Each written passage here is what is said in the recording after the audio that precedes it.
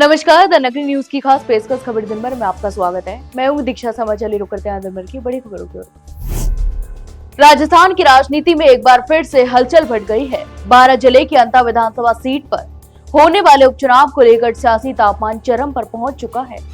कांग्रेस द्वारा वरिष्ठ नेता प्रमोद जैन भाया को उम्मीदवार घोषित किए जाने के बाद पूर्व कांग्रेस नेता नरेश मीणा ने भी प्रधान मैदान में उतरने की घोषणा कर दी है। उन्होंने 14 अक्टूबर को नामांकन दाखिल करने की बात कही है।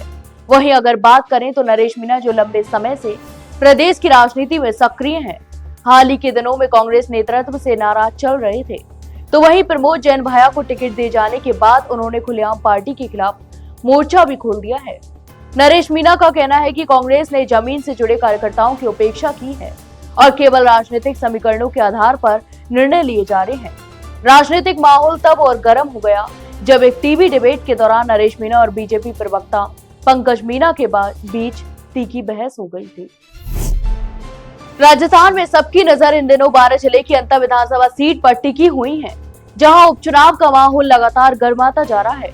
कांग्रेस द्वारा वरिष्ठ नेता प्रमोद जैन भाया को उम्मीदवार घोषित करने के बाद से ही इलाके में विरोध की आवाज गूंज रही है।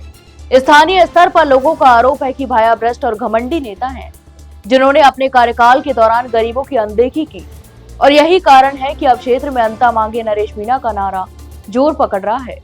सोशल मीडिया से लेकर गांव तक अब यह चर्चा जोरों पर है कि प्रमोद जैन भाया को टिकट देना कांग्रेस की सबसे बड़ी भूल साबित हो सकती है। राजस्थान के नसीराबाद में राजस्थान राज्य भारत स्काउट गाइड संघ के तत्वाधान में 5 दिवसीय आवासीय प्रशिक्षण शिविर का आयोजन किया जा रहा है। इस शिविर में स्काउट और गाइड के लगभग 70 प्रशिक्षणार्थी भाग ले रहे हैं। शिविर का उद्देश्य विद्यार्थियों में नेतृत्व क्षमता, सेवा भावना और आपात परिस्थितियों से निपटने की दक्षता विकसित करना है। तो वहीं शिविर के दौरान प्रतिभागियों को प्राथमिक उपचार, पायनियरिंग, आपदा प्रबंधन, टीम भावना, अनुशासन और स्काउट गाइड संगठन की संरचना से संबंधित विस्तृत जानकारी भी दी जा रही है। प्रशिक्षणियों का कहना है कि शिविर में आयोजित विभिन्न गतिविधियों में उत्साहपूर्वक भाग लिया और सामूहिक जीवन का अनुभव प्राप्त किया। टोंक जिले के दूनी कस्बे में बीती रात चोरी का एक बड़ा प्रयास सामने आया है, जहां मुख्य बाजार स्थित कई दुकानों में अज्ञात चोरों ने ताले तोड़कर चोरी की कोशिश की, लेकिन वारदात दुकानों में लगे सीसीटीवी कैमरों में कैद हो गई। चोरी के इस असफल प्रयास ने इलाके के व्यापारियों में दहशत का माहौल पैदा कर दिया है। जानकारी के अनुसार देर रात कुछ संदिग्ध युवक दूनी के मुख्य बाजार में घूमते हुए नजर आए। उन्होंने कई दुकानों के ताले तोड़ने की कोशिश की, लेकिन किसी कारणवश चोरी की वारदात पूरी नहीं कर सके। सुबह जब व्यापारी दुकानें खोलने पहुंचे तो ताले टूटे मिले, जिसके बाद उन्होंने तुरंत पुलिस को सूचना दी। राजस्थान में उत्तरी हवाओं के असर से अचानक सर्दी में इजाफा हो गया है। जोधपुर, चूरू, गंगानगर, अजमेर समेत राज्य के 20 से अधिक शहरों में रात का न्यूनतम तापमान 20 डिग्री सेल्सियस से नीचे दर्ज किया गया है। मौसम में आए इस बदलाव से लोगों की दिनचर्या पर भी असर पड़ा है। मौसम विशेषज्ञों के अनुसार इस बदलाव का मुख्य कारण उत्तर भारत में हुए बर्फबारी और उसके बाद उत्तरी हवाओं का राज्य पर प्रभाव है। इन हवाओं के आने से रात में ठंडक बढ़ गई है और अब अधिकांश शहरों में लोग रात में कूलर या पंखे भी बंद कर चुके हैं। मौसम केंद्र जयपुर के अनुसार गुरुवार को राज्य में अधिकतम तापमान 29.3 डिग्री और न्यूनतम तापमान 16.9 डिग्री सेल्सियस दर्ज का। यह औसत तापमान से करीब 5 डिग्री सेल्सियस तक नीचे है। अन्य शहरों में भी रात का पारा औसत से कम दर्ज किया गया है। राजस्थान के शिक्षा एवं पंचायती राज मंत्री मदन दिलावर ने गुरुवार को सांगोर क्षेत्र का औचक निरीक्षण किया और इलाके के हालातों की जानकारी ली। इस दौरान ग्रामीणों ने वर्षा से गंदगी और अस्वच्छता में रहने की अपनी समस्या बताई। उन्होंने शिकायत की कि ग्राम विकास अधिकारी महेंद्र कुमार लगातार सफाई का काम टालते रहे और बजट न होने का बहाना देते रहे। मंत्री मदन दिलावर पहले सांगोद ग्राम पंचायत और पास की खजूरी ग्राम पंचायत पहुंचे, तो वहीं ग्रामीणों ने स्पष्ट किया कि पिछले 2 से 5 साल से नियमित सफाई नहीं हुई है, नालियों में झाड़ू तक नहीं लगाई गई है। इन शिकायतों को सुनकर मंत्री भड़के और मौके पर ही वीडियो महेंद्र कुमार को बुलाकर कड़ी फटकार लगाई।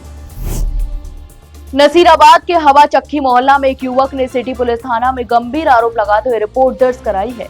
मोहम्मद इमरान ने पुलिस को बताया कि उसके इंस्टाग्राम के जरिए एक महिला से दोस्ती हुई थी। महिला ने खुद को आर्थिक रूप से कमजोर और 2 बच्चों की मां बताते हुए भावनात्मक बातें की और उसे अपने घर भी बुलाया। इसके अलावा महिला ने नजदीकी बढ़ाते हुए शारीरिक संबंध बनाने का दबाव बनाया। दूसरे ही दिन से महिला लगातार फोन करने लगी और घर भी बुलाने लगी। महिला ने विवाह करके जीवन साथ निभाने की बात भी की, जबकि इमरान पहले ही शादीशुदा था और उसकी पत्नी और बच्चे भी थे। इसके बावजूद महिला ने शादी के लिए दबाव बनाया। अंततः 12 अप्रैल 2024 को दोनों ने निकाह भी किया। शादी के बाद महिला ने विभिन्न बहानों से पैसे की मांग करना शुरू कर दिया। कभी स्कूटी की किस्तें तो कभी बच्चों की फीस, घर के खर्चे तो कभी गहनों का भुगतान करवाना। इसके बाद महिला ने एक प्लॉट पर मकान बनवाने के लिए 2 लाख रुपए और 600 वर्ग गज की संपत्ति खरीदने के लिए 8,61,000 रुपए की मांग की।